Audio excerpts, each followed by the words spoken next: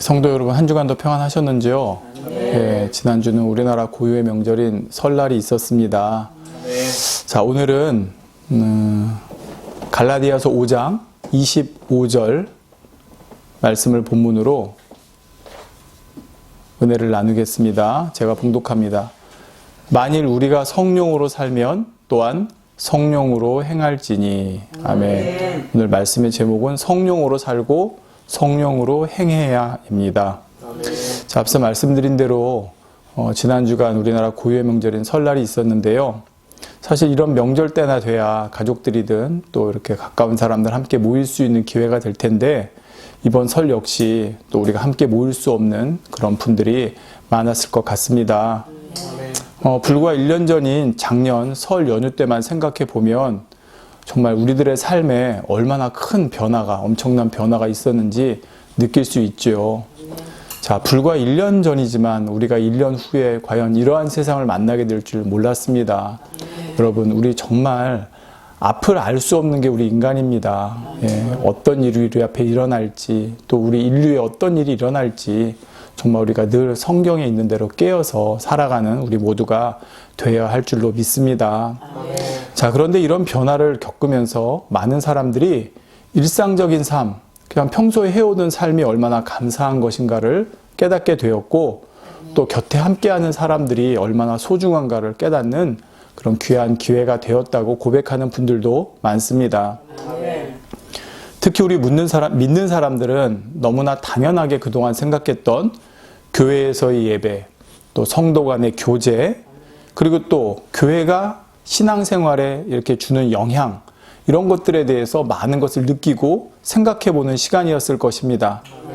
교회라는 공간이, 또 교회라는 공동체가 어떤 예배와 양육과 교제, 이런 것들을 제공하지 못하게 되었을 때 나는 과연 내 스스로 내 신앙을 얼마나 유지해 갈 수 있을까 깨달아 보게 된 것입니다. 막상 교회라는 공동체가 신앙생활에 있어서 예전과 같은 도움을 줄 수 없게 되자 이로 인해 많은 사람들이 신앙에 영향을 받게 되었습니다. 교회라는 공동체의 신앙적 도움 없이는 신앙을 잃어버린 분들도 있었고, 또 심지어는 또 식어버리고 교회를 떠나는 분들도 있다는 말을 들어보게 되었습니다. 가장 기본적인 신앙생활 자체가 흔들려버린 것이죠. 자, 그런데 반대로 이런 상황 가운데서도 오히려 여전히 충만한 신앙생활을 하고 계시고, 또 이전보다 더 뜨겁게 신앙생활을 하게 되었다는 분들의 고백도 많습니다. 더 많은 시간 하나님께 집중하게 되었고, 또 더 많은 시간 기도하고 말씀하는데 전념하게 되었다는 것이죠. 그러면서 하나님과 더 친밀한 관계를 가지게 되었다고 고백하는 분들도 많다는 것을 여러분 아시기 바랍니다.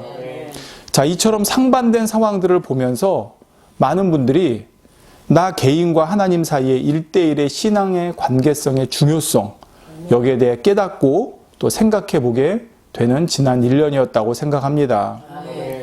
여러분, 이렇게 교회라는 공간이 우리에게 신앙적인 도움을 주는 어떤 이런 부분이 없어졌을 때 내 신앙이 어떤가를 생각해 보면서 저는 지금도 북한이나 중국에서 지하교회에서 신앙생활 하시는 분들을 생각해 봤습니다. 10년, 20년, 30년, 40년, 50년 정말 어떤 교회라는 공동체나 어떤 주의종의 이끌림 없이 숨겨둔 쪽 성경 하나 가지고 정말 매일 밤 이불 뒤집어 쓰고 아버지 앞에 기도하면서 그 오랜 세월 신앙을 지켜온 분들, 과연 그분들을 생각해 볼 때 우리가 1년 정도 정말 어떤 교회 모임이, 또 교회 예배가 어려워졌다고 해서 신앙이 흔들리고 또 신앙을 잃어버렸다고 한다면 정말 그분들과 비교했을 때 너무나 우리의 모습을 한번 돌아봐야 되지 않나 생각해보는 시간이었습니다. 저 역시도 마찬가지입니다. 교회라는 공간, 교회라는 공동체 역할이 사실 참으로 중요하고 필요한 것은 맞습니다. 그런데 성경에서 말씀하시는 교회의 가장 근본은 바로 성도 개개인입니다. 고린도전서 6장 19절에 너희 몸은 너희가 하나님께로부터 받은 바 너희 가운데 계신 성령의 전인 줄을 알지 못하느냐? 너희는 너희의 것이 아니라 말씀하고 있죠. 바로 성경에서는 우리 성도 개개인이 성전, 하나님의 성전이라 말씀하고 있습니다. 예수 그리스도를 믿어서 하나님의 자녀가 된 성도들에게는 성령이 그 안에 오십니다. 성령은 하나님과 우리 주님과 동일한 분이십니다. 바로 이렇게 한 성령 하나님을 우리 안에 모시면서부터 바로 우리는 성령의 전, 즉 거룩한 성전이 되는 것입니다. 구약시대 성막에서 유래된 교회라는 공간은 하나님께서 임재하시는 곳의 상징이었습니다. 임재하시는 곳이었죠. 여러분, 모세에게 성막을 짓게 하시고 하나님께서, 여호와 하나님께서 친히 그곳에 임재하시고 거기서 말씀하시고 가르치시고 지시하시고 하지 않으셨습니까? 자, 바로 이것이 오늘날의 교회라고 할 수 있습니다. 자, 그런데 바로 주님을 영접한 우리들 안에는 하나님의 거룩한 영인 성령이 오시면서 우리 개개인이 바로 성전이 되었다는 말입니다. 따라서 교회라는 건물이 아니어도 우리 성도 개개인이 바로 성전으로서의 역할과 기능을 수행할 수 있다는 말이죠. 성령님을 통한 하나님과의 교제가 이루어질 수 있는 것이고 또 성령님의 인도하심 가운데 신앙생활을 지도받을 수 있는 것입니다. 자, 옛날 성막에 하나님께서 임재하셔서 모세에게 말씀하시고 모세를 통해 백성들과 교통하시고 또 모세를 통해 백성들을 가르치시고 지시하시고 명령하지 않으셨습니까?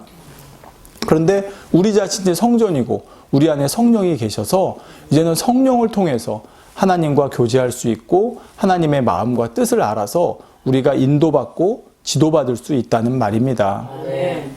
또한 에베소서 3장 16절에 보면 그 영광의 풍성을 따라 그의 성령으로 말미암아 너희 속사람을 능력으로 강건하게 하옵시며 말씀하고 있습니다. 바로 우리 안에 내주하시는 성령이 계셔서 우리 속사람이 날로 강건해진다는 말입니다. 지난 시간에 말씀드렸지만 속사람이 강건해진다는 것은 우리의 신앙이 깊어진다는 말이고 우리가 영적으로 성장해 간다는 의미입니다. 따라서 성령 받은 하나님의 자녀들은 굳이 누구의 도움이 아니어도 바로 내주하시는 성령님의 도우심과 인도하심 가운데 신앙의 성장 또한 이루어 갈 수 있다는 사실입니다. 자, 그리고 이렇게 해오신 분들은 비록 지난 1년처럼 신앙적으로 어려운 환경과 여건, 그런 상황을 만난다 해도 여전히 내주하시는 성령님과 교통하며 능력을 받으며 충만한 신앙생활을 유지할 수가 있다는 말이죠. 자, 바로 그런 분들이 이 기회를 통해서 오히려 하나님과 더 친밀해지게 되었고 더 기도하게 되었고 더 말씀에 전념하게 되었다 고백하는 것입니다. 비록 교회라는 공간에서 이루어지는 신앙생활은 어려워졌다 해도 내주하시는 성령으로 말미암아 내 자신이 곧 성전이 되었기 때문에 가능한 것입니다. 반면에 이러한 성령의 역사를 받지 못하고 또 성령을 모시고 있는 하나님의 성전으로서의 삶을 살지 못하는 분들은 지난 1년처럼 신앙적으로 외부적인 도움을 받지 못하는 상황이 되면 신앙생활이 흔들리고 위협받을 수밖에 없습니다. 성령 안에서 스스로 신앙생활하는 것이 어떤 것인지 알지도 체험하지도 못했기 때문에 또한 성령의 능력으로 속사람이 강건해지는 삶을 살지도 못했기 때문에 신앙적인 위기 앞에서 본인의 신앙의 민낯이 그대로 드러날 수밖에 없다는 것이죠. 저도 지난 1년 동안 저 자신을 그렇게 돌아볼 수 있는 시간이 되었고요. 물론 신앙생활에 있어서 교회 역할이나 목회자 또 신앙의 동역자들의 역할은 대단히 중요하고 필요합니다. 하지만 신앙의 기본은 바로 내가 모시고 있는 성령님을 통해서 내가 하나님의 성전이 되었고 또 이를 통해서 내가 얼마나 성령님을 통해 하나님과 교통하고 있는지 또 얼마나 성령을 능력을 힘입어 나가고 있는지가 바로 우리 신앙생활의 가장 기본적인 기초이고 또 힘이 된다는 사실을 저와 여러분은 꼭 알아야 되겠습니다. 그래서 오늘은 이처럼 중요한 성령의 역사를 우리가 어떻게 받으면서 우리 성령으로 살아가야 되는지 오늘 본문 말씀을 가지고 성령으로 살고 성령으로 행해야 된다는 내용으로 함께 은혜를 나누고자 합니다. 오늘 말씀을 통해 우리 모두가 정말 하나님의 성전으로서 늘 성령 안에 살고 성령으로 행할 수 있는 우리 모두가 되면 좋겠습니다. 자, 먼저 오늘 본문에 보면 성령으로 살아야 한다 했습니다. 자, 만일 우리가 성령으로 살면 또한 성령으로 행할지니. 자, 먼저 성령으로 살아야 합니다. 성령 받기 전 주님을 즉 구세주로 영접하기 전에 우리는 우리 마음대로 살았습니다. 내가 하고 싶은 대로, 내가 원하는 대로 살았습니다. 내 삶을 이끌어가는 주인은 나 자신이었고 내 마음이었던 것입니다. 자, 그런데 성령을 받고서 어떻게 변했느냐? 고린도후서 5장 17절에 그런즉 누구든지 그리스도 안에 있으면 새로운 피조물이라. 이전 것은 지나갔으니 보라 새 것이 되었도다 말씀합니다. 예수 그리스도를 영접하면서 우리는 새로운 피조물이 되었습니다.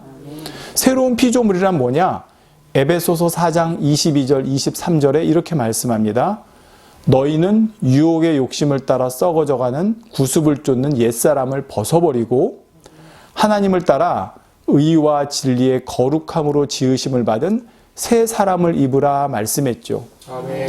예수님을 믿기 전에 있던 옛사람을 벗어버리고 이제는 하나님을 따라 새롭게 지으심을 받은 새 사람이 되라는 것입니다. 아멘. 자, 이처럼 옛사람에서 새 사람으로 변화될 수 있게 하신 분이 누구냐?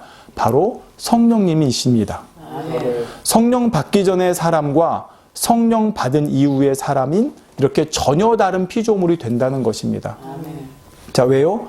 이전에 내 삶을 주관하고 이끌어가던 것은 나였는데 이제는 성령님이 되셨기 때문에 옛사람과 새사람은 전혀 다른 피조물이 되었다는 것입니다. 아멘. 자, 이제는 내 삶을 주관하고 지배하는 것이 더 이상 내가 아니라 내주하시는 성령님이 되시는 것이죠. 아멘. 이처럼 내주하시는 성령께서 내 삶을 이끌어 가시도록 하는 것, 이것이 바로 성령으로 사는 것입니다. 아멘. 비유를 하나 들어보겠습니다. 여러분, 컴퓨터 있죠? 근데 컴퓨터는 그 기계 자체만으로는 작동을 하지 않습니다. 컴퓨터 안에 프로그램이라는 걸 넣어주어야 됩니다. 자, 그런데 바로 옛사람에서 새사람으로 바뀌었다는 건 뭐냐? 저와 여러분이 주님 믿고 나서 내 외모가 바뀌었나요? 물론 얼굴에 빛이 나고 미소가 있고 감사하고 밝은 모습이 되는 건 있지만 내 외모는 바뀌지 않았습니다. 근데 전혀 다른 우리는 피조물이 되어버렸습니다. 성령으로 말미암아.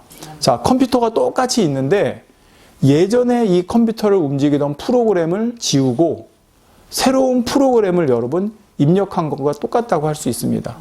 프로그램은 똑같은데요. 컴퓨터는 똑같은데요. 프로그램을 바꾸면 이 컴퓨터는 전혀 다른 컴퓨터가 된다는 사실입니다. 예전에 프로그램으로 움직이던 것을 지우고 새로운 프로그램을 깔면 말입니다. 컴퓨터는 반드시 어떤 프로그램이 입력되어야 그 프로그램대로 움직이게 되었는데 이제는 새로운 프로그램이 입력되었으니 이제부터 이 컴퓨터는 새로운 프로그램의 지시대로 움직이게 된다는 말입니다. 아멘. 이런 것처럼 내 삶을 주관하는 주체도 그동안은 나였는데 내 마음이었고 내 원하는 것이었는데 이제는 성령으로 바뀌었다는 것이죠. 몸은 내 몸이지만 나를 움직이게 하는 것은 내 안에 계신 성령님이시라는 말입니다. 이게 바로 성령으로 사는 것입니다. 아멘. 자, 사도 바울은 이러한 변화를 이렇게 고백하고 있습니다. 갈라디아서 2장 20절에 내가 그리스도와 함께 십자가에 못 박혔나니, 그러니까 옛날 프로그램은 이제 지워버린 거예요. 그런즉 이제 내가 산 것이 아니요 오직 내 안에 그리스도께서 사신 것이라. 아멘. 자, 새로운 프로그램이 내 안에 들어오셨어요. 이제는 내가 내 안에 그리스도께서 사신 것이라. 이제 내가 육체 가운데 사는 것은 나를 사랑하사 나를 위하여 자기 몸을 버리신 하나님의 아들을 믿는 믿음 안에서 사는 것이라 말씀하고 있습니다. 자, 이제는 나는 십자가에 죽었어요. 못 박혀서 함께 죽었어요. 옛 프로그램은 폐기됐어요. 이제는 성령이 내 안에 오시면서 그리스도가 내 안에 사시는 거예요. 왜? 성령님과 그리스도는 같은 분이시니까. 자, 내 안에 그리스도, 즉 성령으로 말미암아 살아가게 되었다 고백하고 있는 것입니다. 성령 받은 사람이라면, 또 성령이 내 안에 계신 사람이라면 이처럼 당연히 성령으로 살아가게 되는 것입니다. 그리고 이렇게 성령으로 살면 예전 모습이 다시 나올 수가 없겠죠. 나를 움직이게 하는 비유를 들자면 프로그램이 전혀 다른 프로그램으로 바뀌었기 때문입니다. 아멘. 자, 그리고 성도 여러분, 본문에 보니까 이렇게 성령으로 살면 또한 성령으로 행할지니 말씀했습니다. 즉 성령으로 살면 이제는 성령으로 행하게 된다는 말입니다. 아멘. 앞서 컴퓨터는 프로그램에 따라 움직인다고 했죠. 즉 어떤 내용이 이 프로그램에 담겨 있느냐에 따라 컴퓨터가 그대로 움직이는 것입니다. 자, 여러분 컴퓨터에 게임 프로그램을 깔면 게임을 하게 됩니다. 그 컴퓨터로. 뭐 그림을 그리거나 뭐 음악을 재생하는 프로그램을 깔면 그림을 그릴 수도 있고 어떤 음악을 들을 수도 있습니다. 계산하는 프로그램을 깔면 그 컴퓨터는 계산하는 데 사용되겠죠. 자, 이처럼 그 프로그램이 어떤 내용이냐에 따라 컴퓨터가 작동하게 된다는 말입니다. 이런 것처럼 우리 안에 성령이 오시면서 우리가 성령으로 살면 이제는 그 성령 안에 담긴 내용물대로 우리가 행하게 된다는 말입니다. 자, 그런데 성령 안에 담긴 내용물은 무엇입니까? 바로 아버지 하나님의 마음과 아버지 하나님의 뜻입니다. 왜? 성령님과 하나님, 주님은 같은 분이시기 때문입니다. 자, 그리고 이렇게 되면 어떤 변화가 일어나느냐? 골로새서 3장 9절 10절에 너희가 서로 거짓말을 말라 옛 사람과 그 행위를 벗어버리고 새 사람을 입었으니. 자, 아까 말씀드린 거 여러분 그 말씀이 그대로 있죠. 옛 사람과 그 행위를 벗어버리고. 자, 프로그램을 예전 걸 버렸어요. 그리고 새 사람을 입었어요. 이제 새 프로그램을 넣었어요. 이는 자기를 창조하신 자의 형상을 쫓아 지식에까지 새롭게 하심을 받는 자니라 했습니다. 자, 우리가 새로운 피조물이 됐는데 이제는 예전에 가지고 있던 지식까지도 새롭게 변화가 되었다 말씀하고 있습니다. 성령으로 새 사람을 입은 사람은 지식에까지 새롭게 하심을 받았기 때문에 말하고 행동하는 것뿐만 아니라 생각하는 것까지도 예전과는 달라져야 하는 것입니다. 자, 그런데 중요한 게 있습니다. 아, 그래, 달라져야 돼. 내가 주님 믿었으니까 말하는 것도 행동하는 것도 생각하는 것도 이제 달라져야 돼. 이렇게 막 애쓰고 힘쓰고 억지로 하는 게 아니라 성령으로 살면 당연히 이처럼 성령으로 행하게 된다는 사실입니다. 그럼 난 성령 받았는데 왜 여전히 아직도 왜 옛 모습처럼 살고 있을까요? 왜 말하는 것도 행동하는 것도 생각하는 것도 바뀌지 않았을까요? 자, 아직 내가 성령으로 사는 것을 온전히 하지 못하고 있고 성령으로 행하는 것을 온전히 하고 있지 못하기 때문입니다. 그래서 오늘 말씀을 저와 여러분이 함께 나누는 것입니다. 고린도전서 2장 13절에 우리가 이것을 말하거니와 사람의 지혜의 가르친 말로 아니하고 오직 성령의 가르치신 것으로 하니 했습니다. 자, 이제는 우리 안에 계신 성령이 가르치신 대로 하는 거예요. 자, 근데 처음에는 이게 쉽지가 않아요. 여러분, 새롭게 다르게 한번 비유를 들어볼까요? 요즘 TV에 보니까 이런 프로그램이 있더라고요. 우리나라에 뭐 역대 막 올림픽에 나가서 금메달도 따고 뭐 세계대회에 나가서 막 우승을 이끌었던 주역들, 우리나라에 날리던 스포츠 스타들이 나와서 자기가 전혀 해보지 않은 종목으로 바꿔서 하는 걸 보게 됐습니다. 얼마 전에는 축구를 하더라고요. 전혀 축구를 안 해본 분들이 축구를 해요. 자, 근데 그분들이 잘할까요? 처음에? 그게 아니더라고요. 야, 저렇게 못할까 싶을 정도로 못하시더라고요. 예를 들어 농구를 하던 분이 축구를 하라니까 못하는 거예요. 자, 왜 그럴까요? 자, 이분은 그동안 농구에만 해왔기 때문에 축구라는 거에 적응이 안 되는 거예요. 자, 그런데 축구를 해나가면서 배워나가면서 점점점 실력이 커가는 걸 보게 됩니다. 똑같습니다. 저와 여러분이 옛사람으로 살았어요. 근데 이제 새 사람으로 바뀌었어요. 근데 이게 처음부터 막 180도 바뀌어서 자연스럽게 되는 게 아니라 조금 이게 적응하는데 시간이 걸려가는 거예요.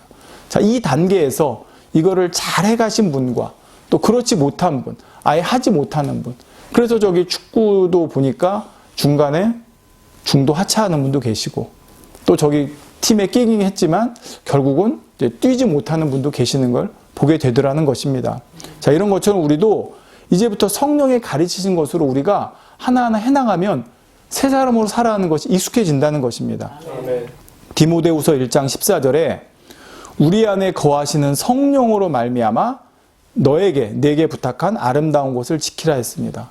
자, 우리가 하나님께서 우리에게 많은 것을 알려주셨어요. 이렇게 해야 된다, 저렇게 해야 된다. 그건 명령이 아니고 우리에게 부탁한 아름다운 것이라고 했어요. 자, 우리의 영혼이 잘 되는 것이고 우리가 정말 천국 가는 것이고 하나님의 사랑받는 것이고 축복받는 길, 이런 아름다운 것들을 가르쳐 주셨어요. 근데 그것을 우리가 네 힘으로 해라, 네 능력으로 해라, 네 의지로 해라 라고 하지 않으셨어요. 뭐라고 그러셨냐면 우리 안에 거하시는 성령으로 말미암아 너에게 부탁한 아름다운 것을 지키라 했습니다. 자, 우리 안에 성령을 주시면서, 그러니까 우리에게 성령이 오시기 전엔 율법 시대에 살았잖아요. 그때는 내 의지로 했어야 돼요. 하나님 율법, 계명을 지키기 위해서 이렇게 해야 된다, 저렇게 해야 된다, 이렇게 하면 안 된다, 저렇게 하면 안 된다. 그러니까 내 의지 가운데 했어야 되는데 이제는 우리 안에 성령을 주신 거예요. 그리고 이제는 성령으로 말미암아서 하나님께서 주신 아름다운 것들을 지키며 살 수 있도록 해주셨다는 말입니다. 자, 그렇다면 이렇게 우리가 성령으로 말미암아 하나님께서 우리에게 부탁하신 아름다운 것을 지키는 사람, 즉 성령으로 행하는 사람은 어떤 사람일까요? 자, 성령으로 행하는 사람은 여러 가지 특징을 가지고 있는데 오늘은 제가 3가지만 간단히 말씀을 드리려고 합니다. 이번 설 연휴를 통해서 가족 전체가 모이지 못했겠지만 또 가족들이 함께 모이는 시간, 또 서로 안부를 나누는 시간들도 있으셨을 텐데요. 오늘 이 3가지를 들으면서 한번 또 우리 삶에 한번 적용해 보면 좋을 것 같습니다. 성령으로 행하는 사람은 첫째, 사랑하게 됩니다. 자, 사랑은 하나님의 속성 중에 가장 대표적인 것입니다. 따라서 하나님의 영이신 성령으로 행하는 사람의 가장 대표적인 특징도 사랑하게 된다는 것입니다. 주님을 믿고 하나님의 자녀가 된 사람에게서 나타나는 가장 큰 변화, 한마디로 말하면 사랑입니다. 물론 사랑을 몇 마디로 설명할 수는 없지만 그 사랑의 속성들을 여러 가지로 설명할 수 있죠. 근데 그것을 우리가 좀 풀어 설명하면 사랑은 이해하는 거고, 용서하는 거고, 상대 허물을 덮어주는 거고, 포용하는 거고, 품어주는 것이라 할 수 있습니다. 물론 사랑장 13장에 나오는 것처럼 사랑은 오래 참고 온유하고 내육을 굳지 않고 이런 말씀들도 다 있죠. 자, 여러분도 처음 성령 받고 충만했을 때 여러분에게서 일어난 가장 큰 변화가 무엇이었습니까? 물론 그 변화에 여러 가지가 있을 수 있는데 많은 분들이 가장 먼저 체험하는 것 중에 하나가 바로 사랑하게 되었다는 것입니다. 즉 미운 사람이 없어지는 거예요. 다 용서할 수 있을 것 같고 다 이해할 수 있을 것 같고 다 품어줄 수 있을 것 같게 되는 것입니다. 미워하던 사람이 사랑스러워 보이고 또 누구든지 정말 그 미워하던 사람을 품을 수 있는 것처럼 그런 마음이 된다는 것입니다. 자, 그런데 중요한 것은 지금입니다. 예를 들어 내가 신앙생활을 10년으로 했다 그러면 성령으로 삼 지가 10년이 된 것입니다. 속사람이 강건해진 지가 10년이 된 것이죠. 그렇다면 지금은 처음 성령 받았을 때보다 내 안에 있는 사랑이라는 속성도 그만큼 더 자라야 되고 더 커졌어야 되는 것입니다. 혹여 10년 전에는 사랑하지 못했던 사람도 지금은 사랑할 수 있어야 하고 10년 전에 미워하는 사람이 있었다 해도 지금은 그 사람조차 사랑할 수 있어야 된다는 말이죠. 10년 전에 이해하지 못하고 용서하지 못하고 포용하는 사람이 있었다고 하면 지금은 얼마든지 이해하고 용서하고 포용하는 사람이 되어 있어야 한다는 말입니다. 자, 이것이 바로 성령으로 살아가는 사람의 특징이라는 말입니다. 다시 말씀드릴게요. 자, 성령으로 살아가는 사람이 10년을 성령으로 살았다. 그럼 이런 변화가 내 안에 있어야 된다는 말이죠. 성도 여러분, 우리가 어떤 일을 한 10년쯤 하면 세상에서 이런 말 합니다. 도가 텄다는 말을 합니다. 똑같은 것을 어떤 반복되는 일을, 같은 일을 10년 정도 하면 야, 도가 텄다고 할 만큼 그 분야의 능력자가 되는 것입니다. 이런 것처럼 저와 여러분도 성령으로 살면서 성령으로 행하면서 5년, 10년, 15년, 20년, 30년 이렇게 살아왔다면 성령의 속성, 즉 하나님의 속성 중에 가장 대표적이라고 할 수 있는 이 사랑이 우리 마음 안에 그만큼 맺혀 있어야 하지 않겠습니까? 나는 교회에 몇 년 다녔다. 나는 이런 직분이다. 이걸로 신앙을 평가받는 것이 아니라 내 안에 성령으로 살아온 증거, 내 안에 성령으로 행한 증거가 얼마나 맺혔느냐로 하나님 앞에 평가받게 된다는 것입니다. 가장 대표적인 것이 사랑이고요. 저도 주의종으로서 거의 20년간 사역을 해왔습니다. 그러다 지난 2, 3년 시간에 어떤 연단의 시간을 보내면서 내 안에 정말 성령의 열매가 얼마나 맺혔는지를 냉철하게 스스로 점검해 볼 수 있는 시간이었습니다. 아, 내가 주의종으로 20년 사역해왔지. 내가 하나님 믿은 지 몇 년 됐지, 이것이 내 신앙의 현 주소가 아니라 내 안에 맺혀 있는 성령의 열매, 사랑의 열매, 이것이 얼만큼인가로 바로 저 자신의 신앙을 점검해 볼 수 있었다는 것이죠. 여러분, 나무를 잘랐을 때 그 나무의 나이를 어떻게 합니까? 야, 이 나무는 두꺼우니까 이 나무는 나이가 오래됐겠다? 이 나무는 통이 작으니까 이 나무는 나이가 적게 됐겠다? 아닙니다. 나무의 나이는 뭘로 알아요? 나이테로 압니다. 그 나무가 두껍든 그 나무가 좁든 그 안에 나이테가 얼만큼 몇 개가 있느냐에 따라서 그 나무의 나이가 정해지는 겁니다. 저 여러분도 마찬가지라고 생각합니다. 저도 지난 2, 3년의 시간을 통해서 그동안 수많은 것을 가르쳐 왔고 성도들에게 말씀드려 왔지만 그것이 중요한 것이 아니라 과연 그 성령의 열매가 내 안에 얼마나 나이테로 정말 자리 잡고 있었느냐, 이것이 중요하다는 사실입니다. 자, 성령으로 행하는 사람의 특징 두 번째는 겸손해진다는 것입니다. 자, 사랑이라는 것은 사실 성령의 9가지 열매 첫 번째에 나와요. 사랑, 희락, 화평, 오래 참음, 자비, 양선, 충성, 온유, 절제. 사랑의 9열매, 성령의 9가지 열매거든요. 자, 그 중에 사랑이 첫 번째로 나오는데 겸손은 없어요. 근데 겸손은 성령의 열매는 없다 해도 하나님을 믿고 하나님의 자녀가 된 자녀들에게 나타나는 정말 가장 기본적이고 가장 베이스가 되는 특징이 바로 겸손해진다는 것입니다. 왜요? 바로 예수님께서 친히 우리에게 이 겸손의 분을 보여주셨기 때문입니다. 예수님은 하나님과 근본 하나이신 분입니다. 그럼에도 불구하고 예수님은 이 땅에 사람의 몸을 입고 오셨고 우리 인생들을 섬겨주셨습니다. 섬긴 것뿐만 아니라 온갖 멸시, 천대 다 받으시며 핍박을 받으시면서도 끝까지 그 영혼들을 사랑해 주셨고 섬겨주셨죠. 빌립보서 2장 8절에 사람의 모양으로 나타나셨음에 자기를 낮추시고 죽기까지 복종하셨으니 곧 십자가의 죽으심이라 했습니다.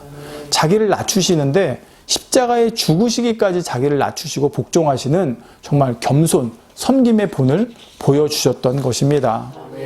성령 받고 성령으로 행하는 사람은 바로 이러한 예수님의 모습을 담게 됩니다. 세상적인 지위와 상관없이 나를 낮추고 모든 사람을 섬기게 되죠. 여러분, 교회 나오면 너 어느 회사 회장님이야, 나 어느 대학 총장이야, 이 타이틀이 중요한 게 아닙니다.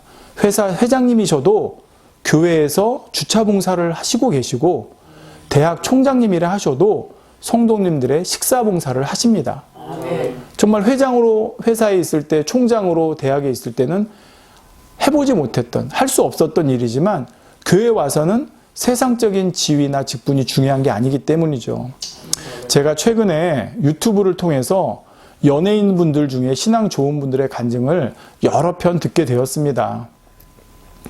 새롭게 하소서라는 그 프로그램에 연예인분들이 많이 나오시더라고요. 그때 제가 최근에 많이 들었는데 여러분도 유튜브에 검색해 보시면 많은 간증들을 들을 수 있습니다. 우리가 설교 말씀 듣는 것도 좋지만 가끔 이렇게 또 간증을 듣게 되면요, 내 삶에 도전이 되고 또 나에게도 또 적용이 되는 부분이 있어서 참 큰 은혜가 되는 것을 느껴봅니다.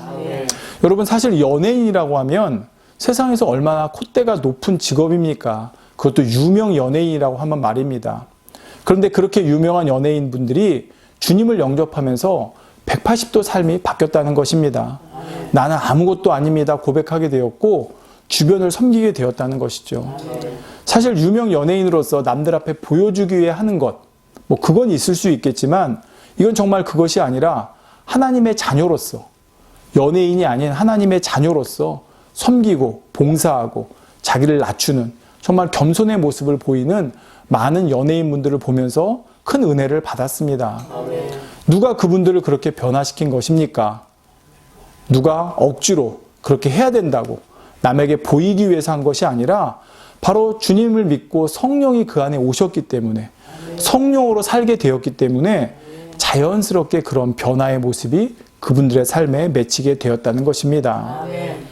성도 여러분, 사람은 본성적으로 섬김받고 싶어하고 높임받고 싶어하며 인정받기 원합니다. 나는 그렇지 않아요?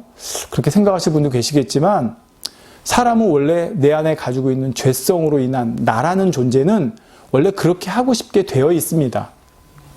그런데 이제 주인이 바뀌면서 성령이 오셨는데 성령께서는 섬기라 하십니다. 낮아지라 하시고 겸손해지라 하십니다. 자, 이러한 성령으로 사는 분, 성령으로 행하는 분은 이 말씀에 순종해서 겸손해지게 됩니다. 그리고 그 모습을 가장 먼저 느끼는 것이 누구냐? 저는 바로 가까운 가족이고 가까운 지인이라고 생각합니다. 작년부터 올해 넘어오면서 교회들에 대한 인식, 믿지 않는 분들 중에 여러분, 교회를 신뢰합니까? 라고 물어봤더니 불과 9%가 교회를 신뢰한다고 말을 했다고 합니다. 심지어 교회를 다니는 분들 중에도 교회를 신뢰한다는 퍼센트가 생각보다 낮았고요. 자, 이러할 때 우리에게 무엇이 필요하겠습니까?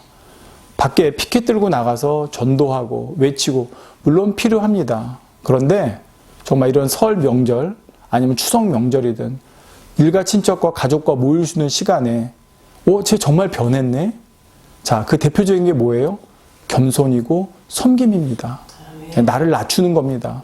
예. 자, 이러한 모습을 우리 가족들이, 주변의 지인들이, 가까운 분들이 그런 모습을 보았을 때 저는 우리가 굳이 우리 교회 이런 일을 합니다. 우리 교회는 이런 곳입니다. 알리지 않아도 믿지 않는 분들이 할지라도 교회에 대한 신뢰도가 9%가 아니라 20%, 30%, 40% 자연스럽게 저는 올라가리라고 생각을 합니다. 올 한 해 우리가 입술로 물론 전도해야 되겠지만 정말 우리 행함 가운데 겸손으로 섬길 수 있는 우리 모두가 되었으면 좋겠습니다. 어떤 연예인분이 그런 얘기를 하시더라고요. 이분이 삶이 변화되고 나서 이제 주변에 만나는 분들마다 전도하고 근데 그냥 전도로 끝나는 것이 아니라 그분이 정말 그렇게 섬기고 행함의 모습이 된 거예요. 그러니까 주변으로부터 예수쟁이라는 말을 듣게 되었다고 합니다. 예수쟁이란 말은 세상 사람들이 주님 믿는 사람들 좀 낮춰 부르는 말이죠. 그런데 그 말이 그렇게 좋더래요.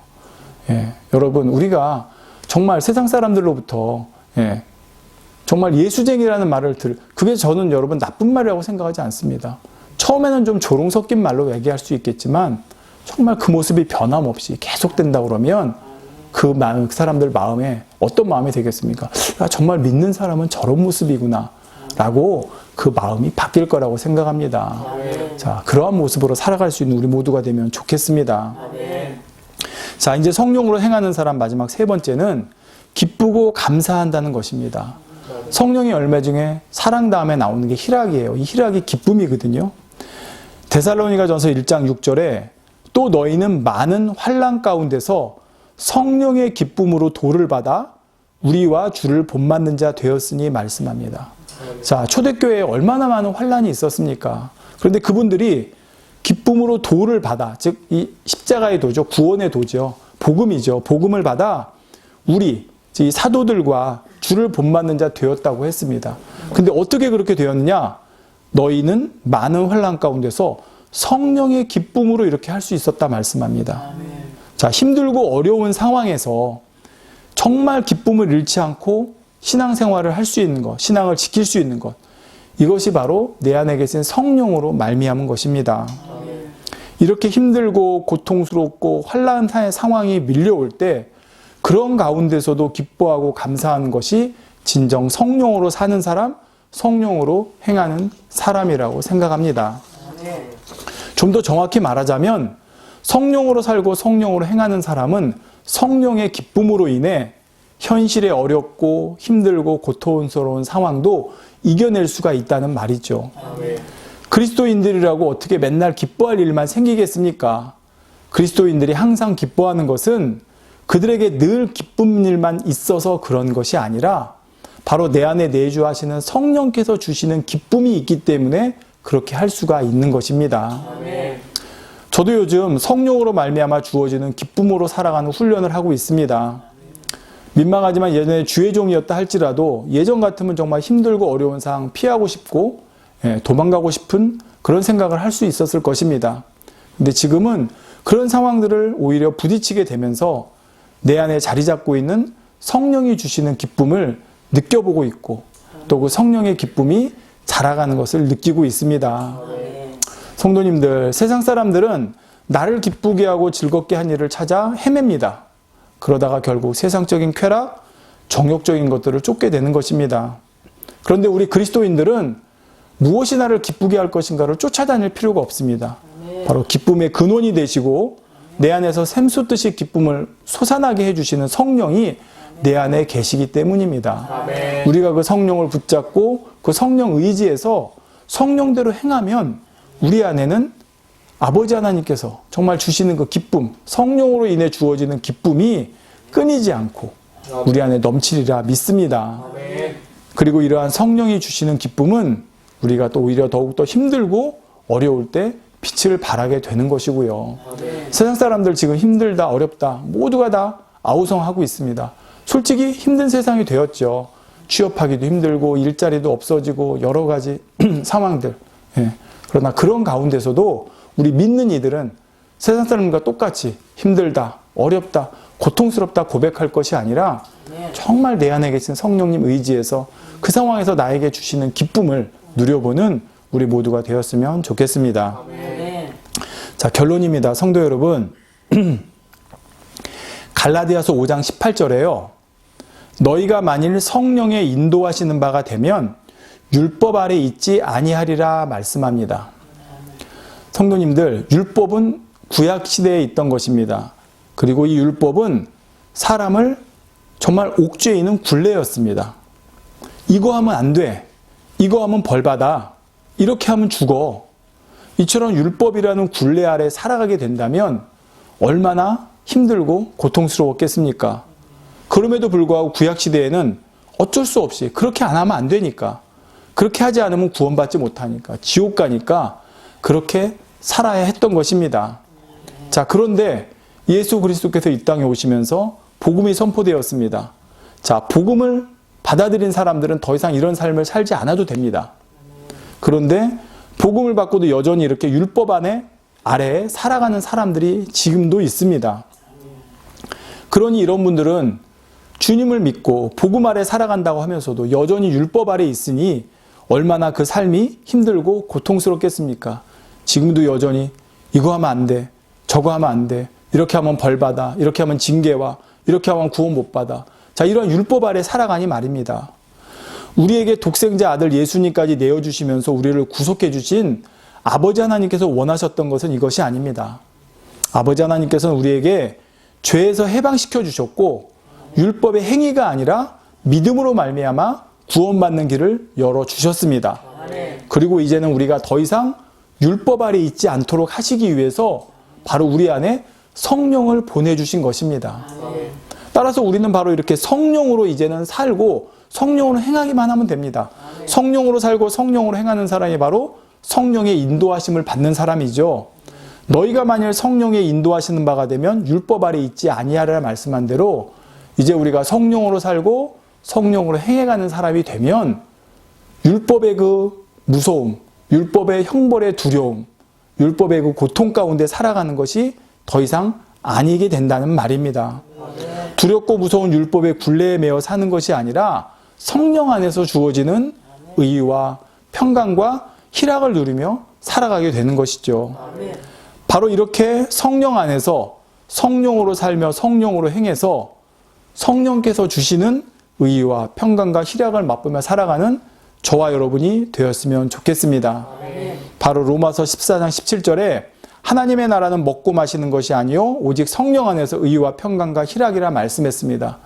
우리가 성령 안에서 주어지는 의와 평강과 희락을 누리며 살아가는 사람은 바로 이미 이 땅에서도 천국 하나님의 나라를 맛보는 사람이 되는 것입니다. 바로 이렇게 복된 삶을 살아가는 저와 여러분 모두가 되시기를 주님의 이름으로 축원드립니다. 기도하겠습니다. 사랑이 좋으신 아버지 감사합니다. 우리에게 보혜사 성령님을 보내주셔서 우리가 그 성령 안에서 의를 누리고 정말 이전에 우리가 옳다 하는 것이 아니라 이제 아버지가 옳다 하시는 그 의를 누리고 세상이 줄 수 없는 평안, 평강을 누리며 또 어디서도 맛볼 수 없는 기쁨, 희락을 맛보며 살아갈 수 있도록 축복해 주신 아버지 감사합니다.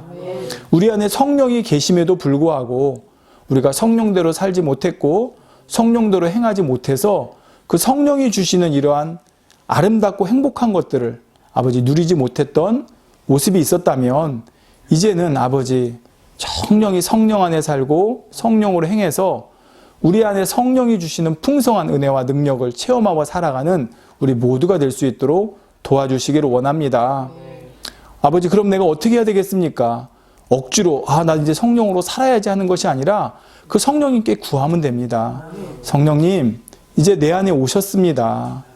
저를 도와주시고 저를 붙들어 주시고 저를 이끌어 주시고 나는 할 수 없지만 성령의 능력으로 할 수 있사옵나니 이제 내가 새 사람으로 변화되어져서 옛사람의 모습이 아닌 새 사람으로 살아갈 수 있도록 저를 이끌어 주시고 인도해 주시고 지도해 주시옵소서. 능력을 주시옵소서. 이렇게 우리 성령님 의지하면 그것이 바로 성령으로 살아가기 위해서 내가 이렇게 의지해 나가면 성령께서 내 삶을 주관하시고 이끌어 주실 것입니다. 아버지, 이렇게 살아갈 수 있는 우리 모두가 되게 도와주시옵소서. 우리 하루하루 살아가면서 내 안에 성령이 계신 내가 성전이라는 것, 거룩한 하나님의 성전이라는 것 잊지 않는 우리 모두가 되기를 원합니다. 아버지, 우리가 비록 지금은 어떤 교회라는 공간에 함께 모여 예배하지 못하고 교제하지 못하는 그러한 상황들이 있을 수 있습니다. 그러나 아버지, 옛날 지하 교회에서 지금도 또 북한이나 중국에서 그렇게 어렵게 신앙생활하는 분들, 어떤 도움이 없다 해도 정말 그 내가 받은 성령님을 내 안에 모시고 아버지 의지에서 기도해 나가니 그곳에서 그 독재 치하와 그 무서운 무시무시한 곳에서도 30년, 40년, 50년 신앙을 지키고 살아갈 수가 있는 것을 보게 됩니다.